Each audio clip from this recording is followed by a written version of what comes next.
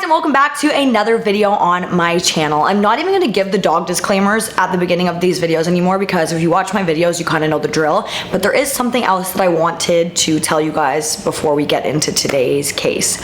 So this is just a little bit of a creepy story that happened to me that I thought as soon as it happened I was like, sounds like something that I would post on my YouTube channel, so I'm gonna share it with you. So I have a Ring camera that looks directly into my house, like directly into it. You can see into the living room. It's to watch my dogs when I'm not home.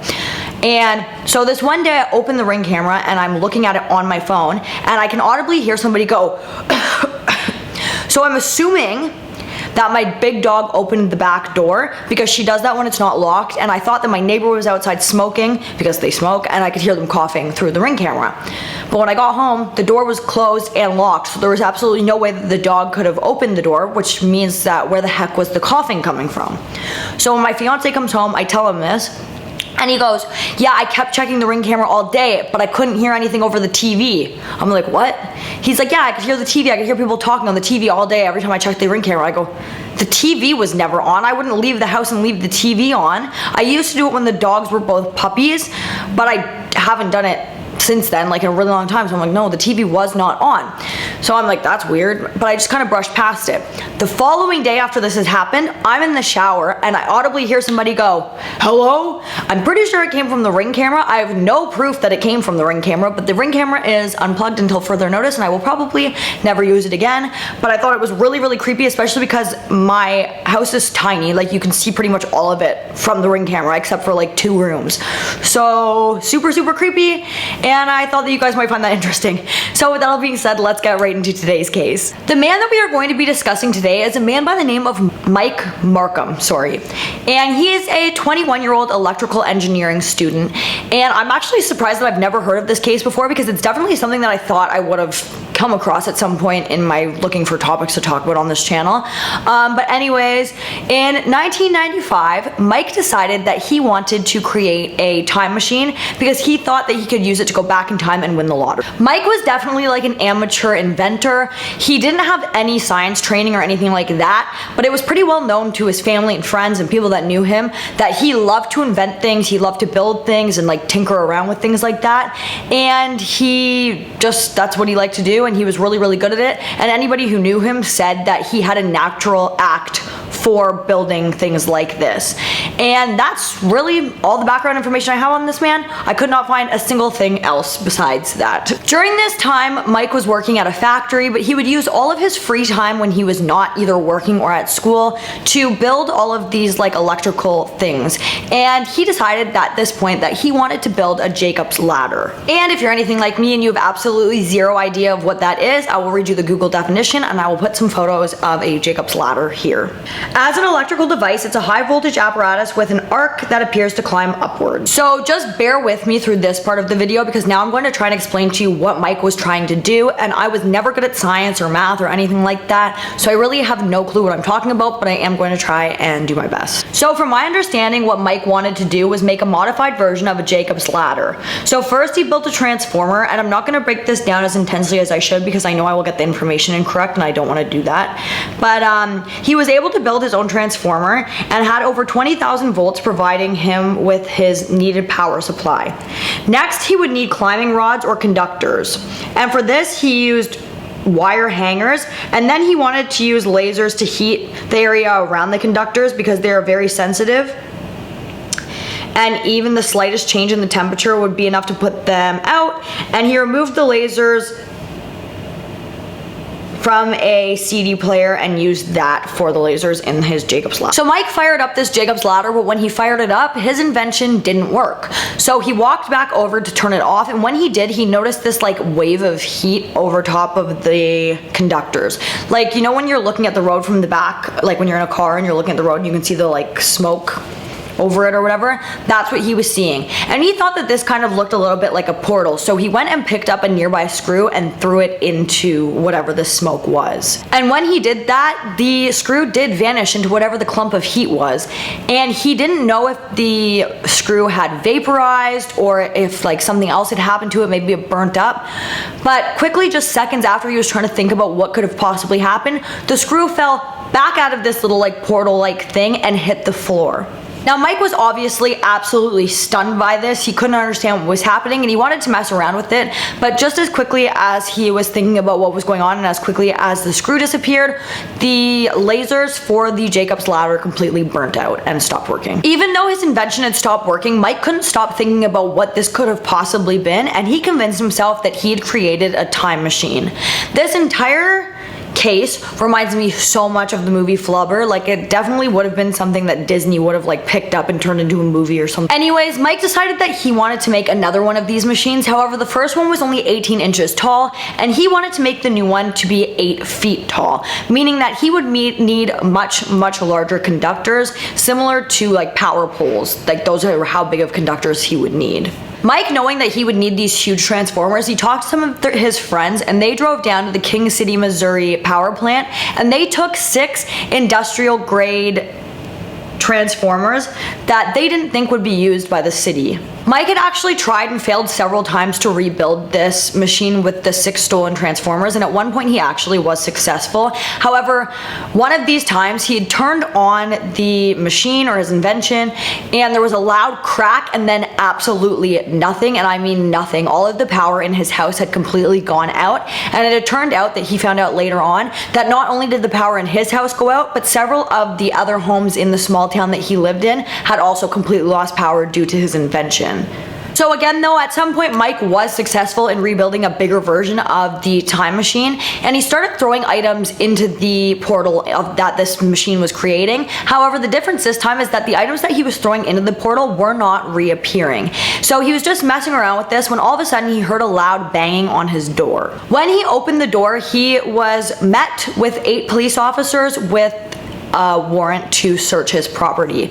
Now, the people in the area of King City, Missouri, which is where Mike lived, knew Mike and they knew him as a mad scientist who was always messing around with electrical stuff and building things on his porch, and there was like broken down TVs and computers and stuff all over the property. So people knew who he was and they quickly linked him to not only the stolen transformers, but also all of the blackouts that kept happening several times when he tried to use and build these machines. When officers entered Mike's home, one of the officers said that he had like all of these really cool contraptions everywhere. He had a lighter that was made out of broken pieces of a microwave. He had a piggy bank that counted change for you, which I know we have that nowadays, but I think that's pretty cute. And I just wanted to mention this because this brings me back to my Flubber reference early. Mike was arrested and he got put in prison for 60 days and he was on 5 years of probation. And because of this, he lost his job and got evicted by his landlord. And he was also getting really badly judged and looked down upon by his neighbors and other people in his small community because of the power outages. I mean, that would piss anybody off. Imagine you're just sitting at home and you completely lose power because your neighbor is a mad scientist. Like, what?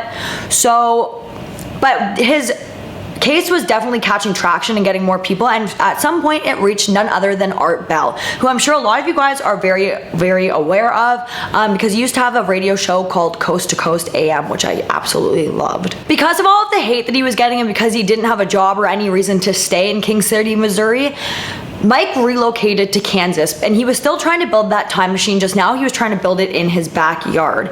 And before his interview with Art, a lot of people really didn't have any faith in what he was saying. They just thought that what he was doing was dangerous and chaotic and that he didn't know what he was talking about. But this completely changed after his interview with Art Bell because Mike did sound like he knew what he was talking about. He did sound like he was very educated on this topic and that what he could be saying was actually factual. His episode of Coast to Coast AM got a lot of traction, and because of this, people started calling in saying that they wanted to donate money and spaces and help Mike build this machine again, just legally this time. And he was even put into contact with scientists who would help him perfect his prototype.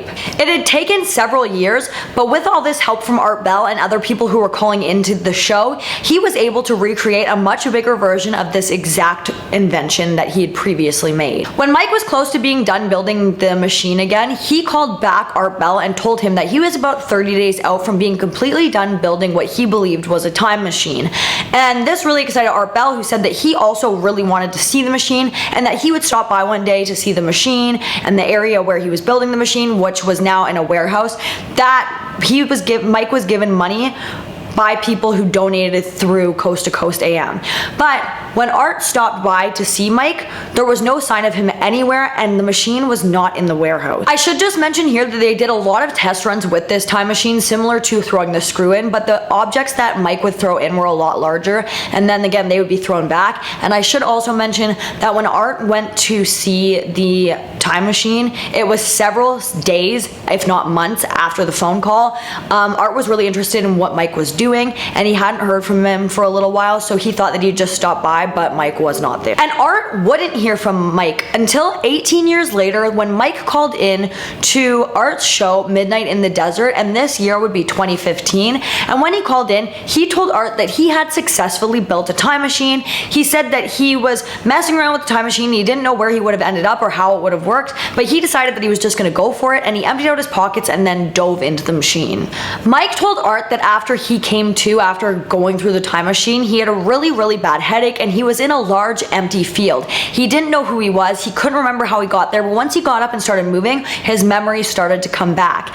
And he was walking and walking and walking, and eventually he made it to Fairfield, Ohio, which was 800 miles away from the warehouse. Now again, Mike had told Art that he had completely emptied out his pockets before going into the time machine, so he had nothing on him. No money, no identification, absolutely nothing. So he walked and walked until he came to a homeless shelter, where he said that he saw a newspaper dated 2 years ahead of when Mike went into the time machine. He eventually got enough change and got on the city bus and tried to take it back towards the warehouse, but when he got to the warehouse was completely empty and the time machine was not there. Now, the issue with this, in my opinion, is that Mike got back on the radio and started asking for people to donate money again so that he could build another time machine to get back to the other time machine. And the thing is, people still donated money to him. People were still helping him out, and they still believed that he could build a time machine. And I mean, maybe he was, but to ask for donations and donations and donations, it just seems kind of scammy to me. Mike Marcum would never ever reappear on the Art Bell show ever again. He had an open invitation from Art himself to call in anytime because Art was fascinated by this topic and really wanted to talk to him.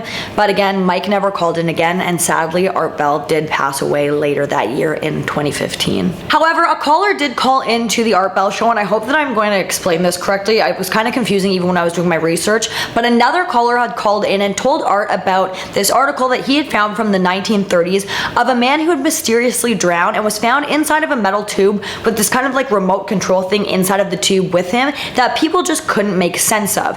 Now, at one point, Mike told Art that he didn't know how to get metal through the tube, but he figured that if he put a metal suit around himself, that it would transfer, and he figured that when he made the metal into a tube, it would go through the time machine.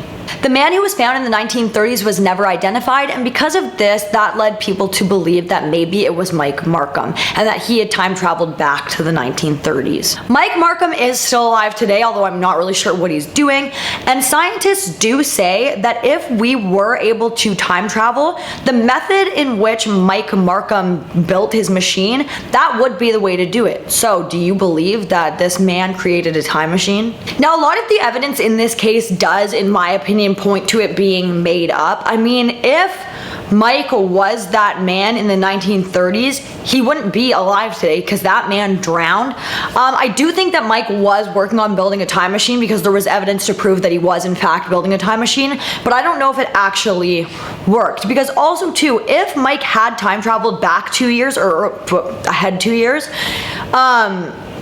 wouldn't there have been like a missing persons case open here for him, or like, you know, he's making a time machine, you'd think that somebody would be like, wow, maybe he time traveled, or that somebody would be there with him when he goes into the time machine in case something goes wrong, or like, you know, like there were several things that could have gone wrong with that whole situation if it was true, but I personally just don't think that it was. But guys, that's going to bring us to the end of today's video. If you like this video, please give it a big thumbs up. Don't forget to comment down below what you'd like to see in my future videos, and don't forget to subscribe and turn on that notification bell so that you don't miss any future videos from me. Thank you so much for watching, and I'll see you in the next one. Bye guys.